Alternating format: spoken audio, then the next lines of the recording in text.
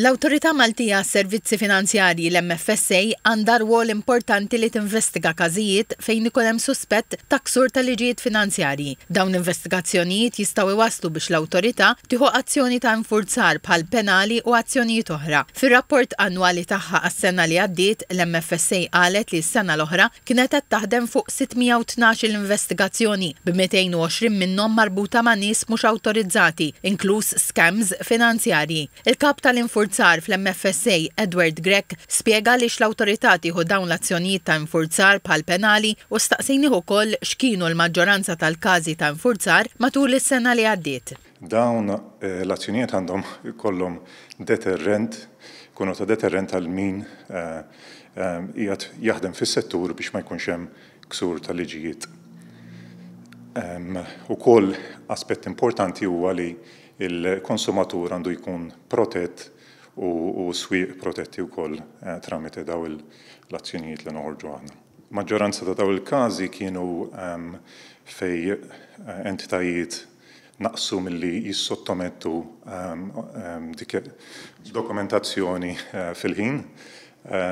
Kien hemm ukoll 220 każ minnhom li kienu jitrattaw dwar każijiet fejn attività mhix awtorizzata.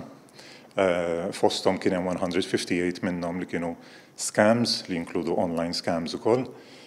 Kien hemm ukoll 36 każ marbut ma' attività ta' corporate service providers. Edward Grech komplejt li 60% minn 612 l-investigazzjoni ġew konklużi li jfisser madwar 400 każ. Minnhom kien hemm 134 każ ta' azzjoni ta' infurzar u nħarġu 50 twissija lil pubbliku biex joqgħod attent fejn jidħlu scams finanzjarji minn kumpaniji li jissejħu scam companies. Matul l-aħħar 3 snin l-MFSA żiedet sostanzjalment l-investigazzjonijiet tagħha biex tara fejn ikun hemm nuqqas ta' osservazzjoni tal-liġijiet finanzjarji. Biex inqabbel 3 snin ilu kien hemm ftit inqas minn 200 investigazzjoni li saret matul 2023-22.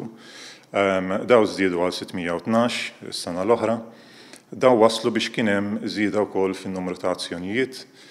Sena l-oħra kien hemm 134 azzjoni ta' infurzar li nħarġet meta tqabbilha ma' snin ta' qabel fejn kien hemm 45. L-ammont totali tal-penali li nħarġu s-sena l-oħra kien ta' 926,485 euro.